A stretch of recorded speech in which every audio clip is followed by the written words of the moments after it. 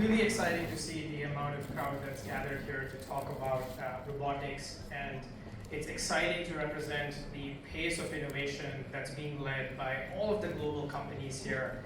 We have representations from the US, from China, from Korea, from Europe, and also most importantly, local innovators here in Japan. So I'll represent a little bit of our work at McKinsey and Company. We're the largest management consulting firm globally. We have a large practice that focuses on robotics and physical AI, and we've had the privilege of working with the ecosystem all the way from the compute layer to the robotics layer, but also spending time with the companies that are adopting robotics in their operations, as well as investors who are making the bet, as well as policymakers who are trying to shape the ecosystem.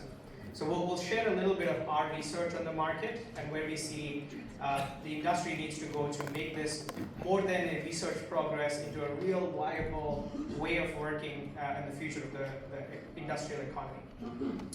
I think before we talk about robotics specifically, I wanted to sort of give context around the story around manufacturing. I think over the last several decades, many of us in the room have felt this. But manufacturing intensity, particularly in the Western world, has declined quite dramatically. If you think about the share of the economy in the US and Germany, as well as in places like Japan and Korea, that is accounted for by manufacturing, we've seen steady declines. This is employment, this is manufacturing capacity, and this is the industrial debt.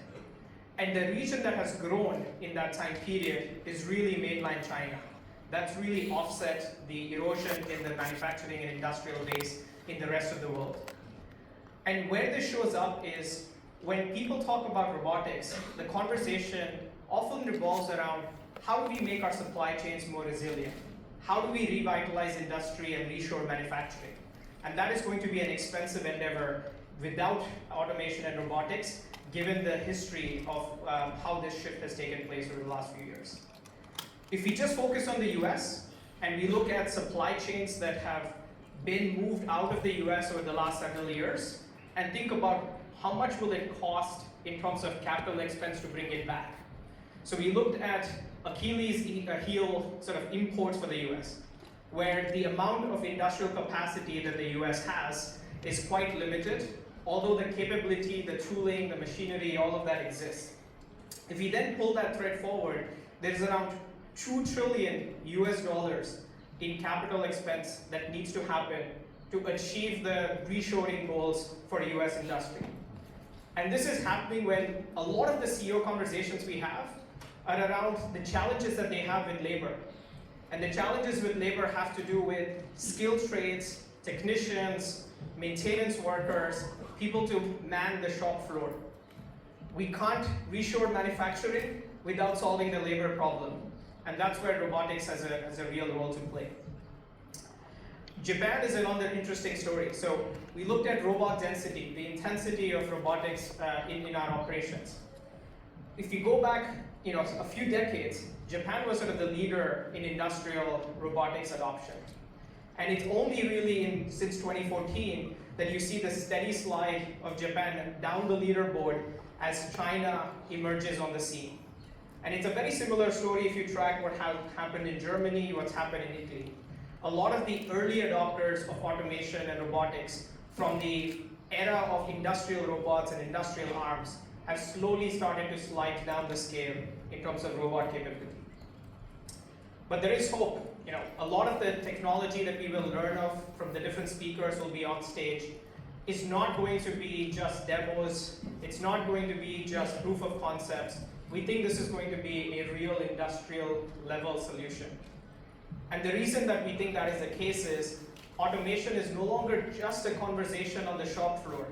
Automation is a conversation in boardrooms. It's a conversation with analysts and equity investors.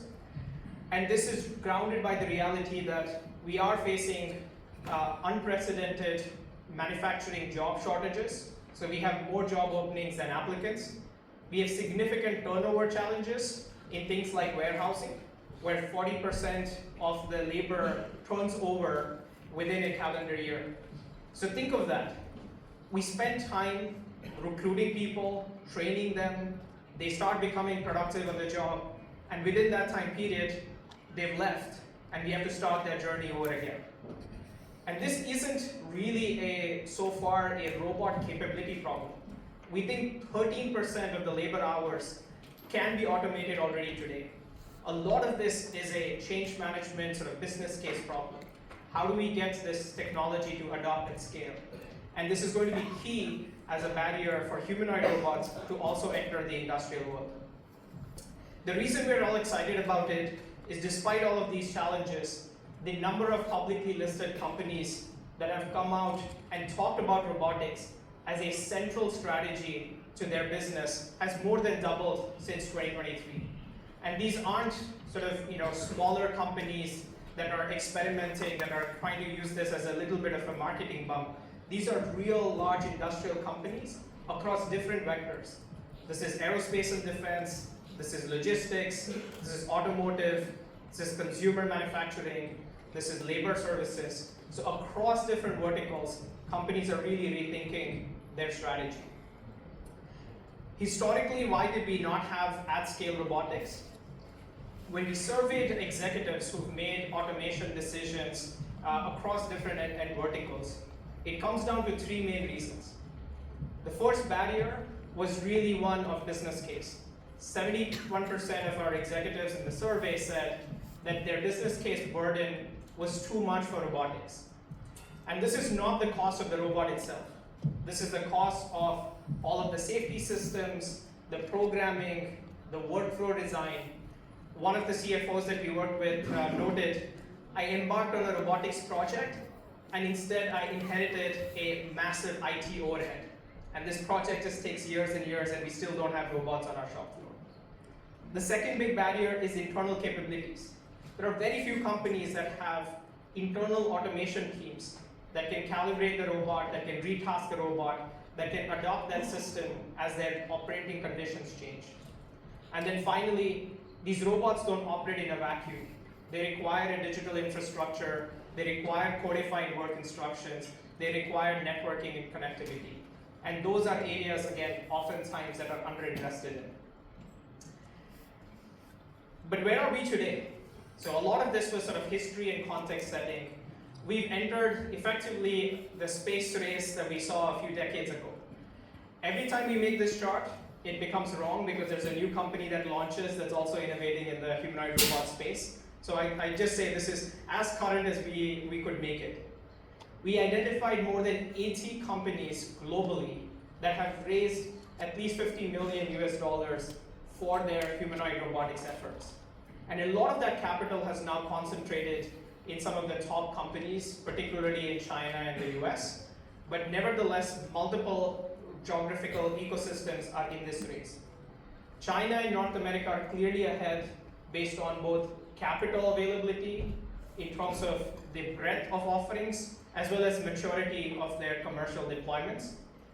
Europe is not far behind. I think more recently you've seen significant announcements, particularly from the industrial base in Europe, where they're looking to adopt humanoid robotics, whether it be automotive suppliers, OEMs, or even other industrial machinery companies.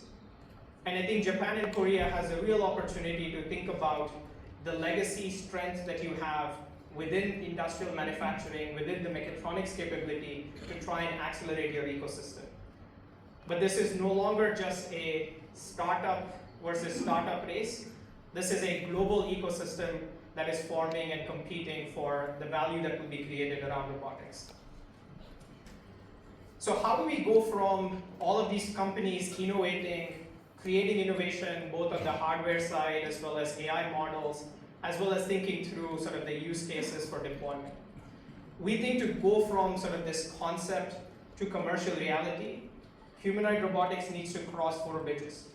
We need to ensure that we have the right safety systems so that these robots are able to enter the workflows as teammates and not just labor replacement, and can be collaborative in ensuring the entire workflow gets delivered. We need to have sustained uptime. We need to have the right robot capabilities. So we need greater dexterity. We need sort of autonomous navigation and mobility. And then finally, like what we saw with batteries and EVs, we need a rapid cost reduction to make this happen. So if you double click on this, On the safety question, there is a lot of conversation around, there is a precedent with ISO standards and others for safety around industrial robots and cobots. Humanoids is not there yet. There are many efforts that are in flight. I think historically, a lot of these safety standards have taken more than 7 years to be developed, to be adopted, to then be widely accepted. I think that time scale is probably not something any of the humanoid robotics companies are excited about. And so there is a lot of effort being made to accelerate that timeline, to shrink it to only a couple of years, and try and bring consensus. On sustained uptime, this is really thinking about making the business case work.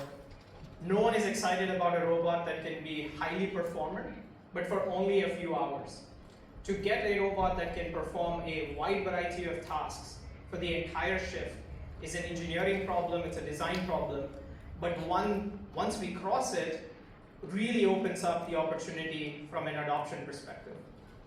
And then finally, the reason greater dexterity and mobility is important is a lot of the tasks that aren't automated today involve things like assembly, involve things like handling deformable objects, handling objects that can entangle, and automating those is the frontier opportunity for the next generation of robots that require this sort of capability question. And ultimately, you also need the CFO to sign off on the business case for adoption, and that requires cost reduction. We're still very much in the early development prototype phase, but to get to the right price point where most of these robot applications are in the money, meet the business case, we need to look at things like industrializing the supply chain, modularization of the design, looking at part complexity and trying to reduce that. On the supply chain and cost point, the other double click we did was, where is the supply chain for industrial robots and humanoid robots headed towards? And we think there is a lot of cross synergies between the electric vehicle value chain. A lot of the systems that you find in a humanoid robot, whether it's power electronics, harmonic drives, motors, magnets, are shared between the electric vehicle ecosystem and robotics. What that has also meant is there is a lot of concentration around China as the leading ecosystem currently for electric vehicles.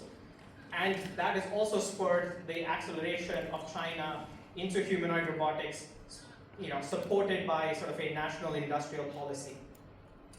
But as we start to scale industrial applications of humanoid robots, it's not only an AI problem. I think we're seeing significant advances in the performance of VLAs. We're seeing developments around world models that extend what the robots can do. But ultimately, for us to have the millions of humanoid robots that people are hoping for, we need to have all the parts that make up the robot bill of materials.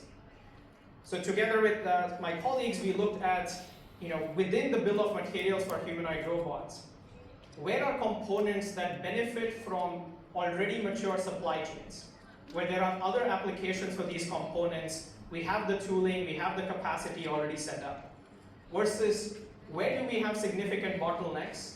Because either this is a component that was historically only made at research scale, or it's a component that's highly concentrated with 1 or 2 suppliers in 1 or 2 regions.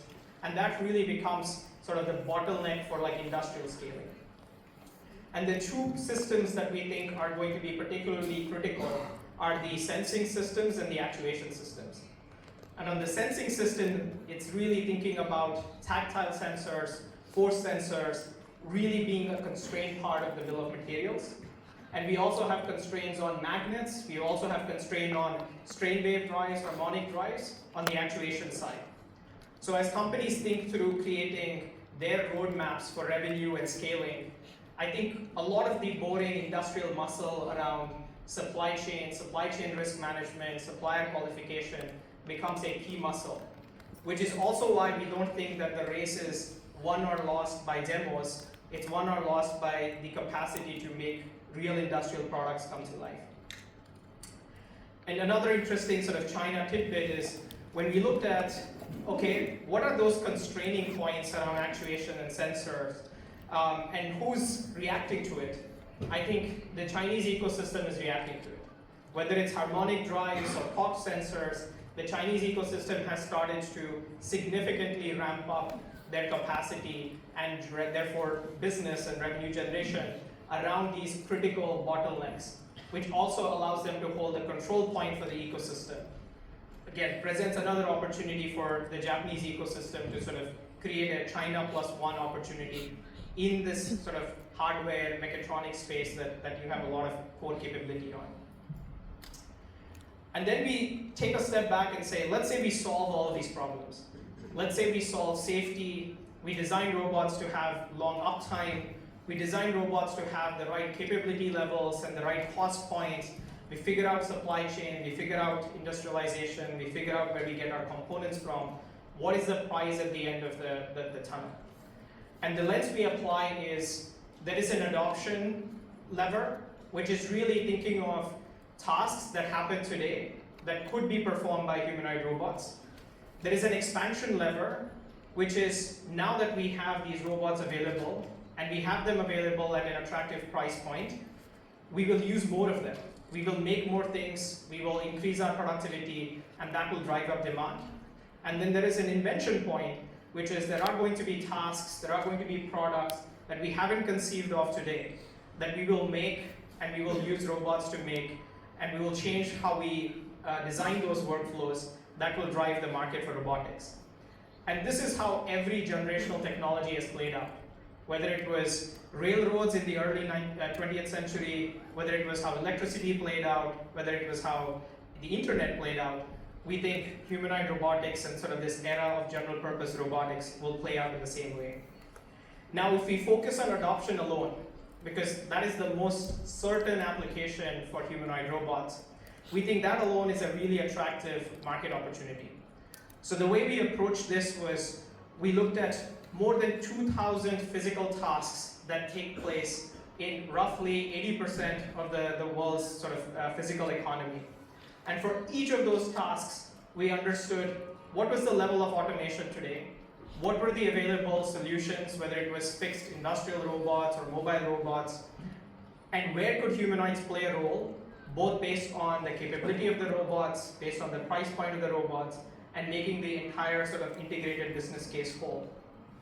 And in our mind, already by the end of next decade, the general robotics market, which includes humanoids, could be as large as 370 billion.